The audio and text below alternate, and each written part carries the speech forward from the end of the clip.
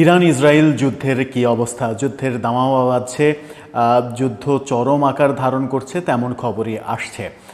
Israel ইরানের বিভিন্ন গুরুত্বপূর্ণ স্থাপনায় হামলা করেছে, এমনকি একটি বিমানবন্দরে পর্যন্ত হামলার ঘটনা সর্বশেষ যেটা দেখা গেছে সেই ঘটনা থেকে জানা গেছে।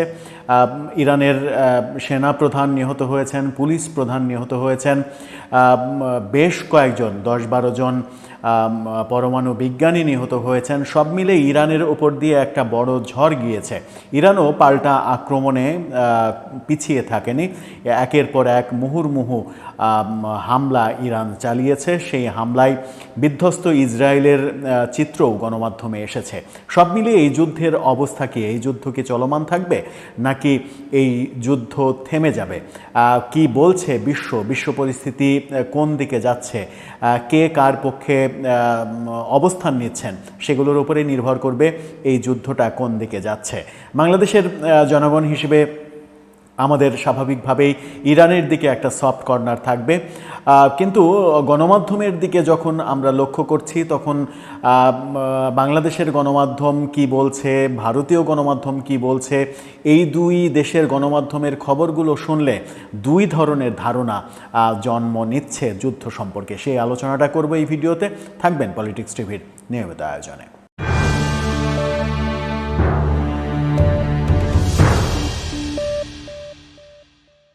দর্শক, পলিটিক্স টিভির নিয়মিত ভিডিওগুলো স্পন্সর করছে প্রজাপতি.টিভি, নতুন ওটিটি প্ল্যাটফর্ম। আপনারা চাইলে ইউটিউবে, ফেসবুকে, ইনস্টাগ্রামে, টিকটকে দেখে নিতে পারেন।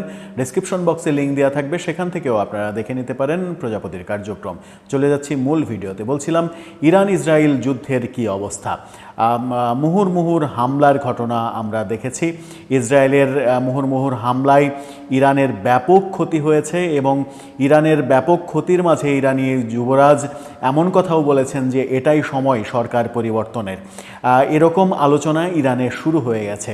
ইরানের ক্ষমতাসীনরা শেষ পর্যন্ত ক্ষমতায় থাকতে পারছেন কিনা সেই আলোচনাও ইতিমধ্যেই চলছে।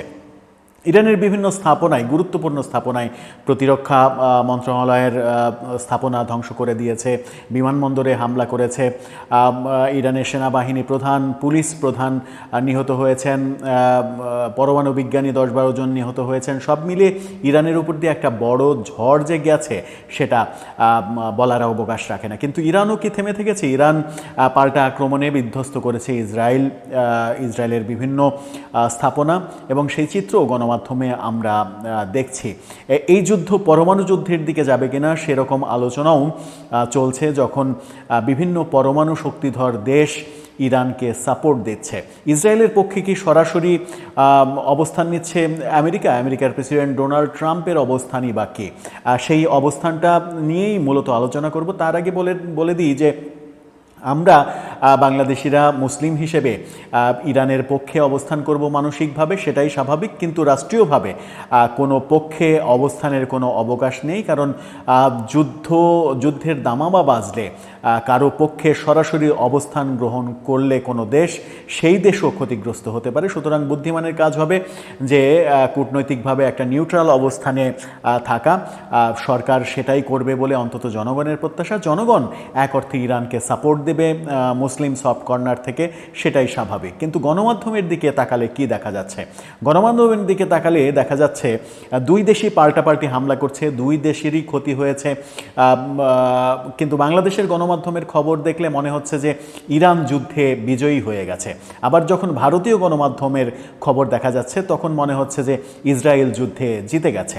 এই যে গণমাধ্যমের একপেশে সংবাদ পরিবেশন, সেই একপেশে সংবাদ পরিবেশনের কারণে আমরা প্রকৃত ঘটনা কি ঘটছে সেটা জানার জন্য বিশ্বের অন্যান্য গণমাধ্যমের উপরে আমাদের নির্ভরশীল হতে হচ্ছে।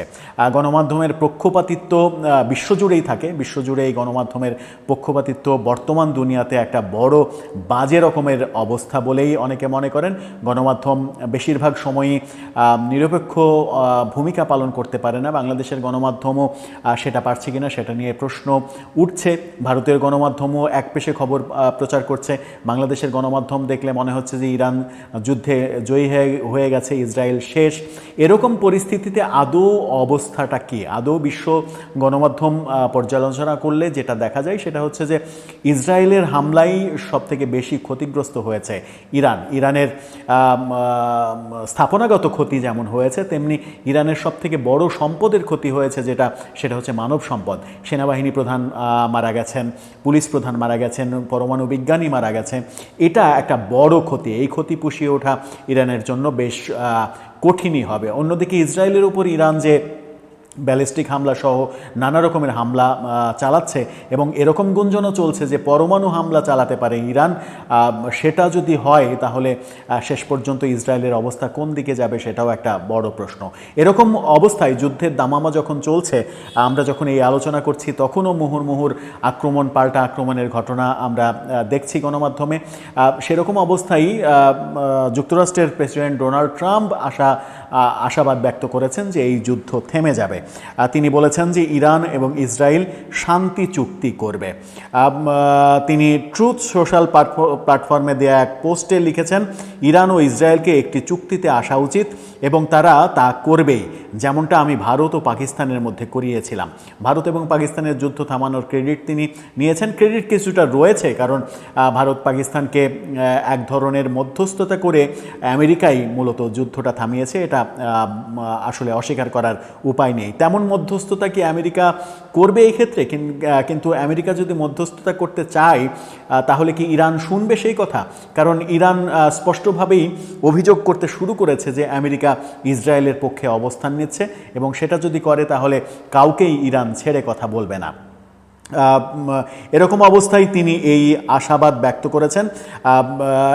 এটা নিয়ে একটা CNN খবরও প্রচার করেছে। এতে বলা হয়েছে, ট্রাম্প আরও দাবি করেন বর্তমানে দুই পক্ষের মধ্যে অনেক ফোনালাপ ও বৈঠক চলছে যা যুদ্ধবিরতির পথ প্রশস্ত করতে পারে।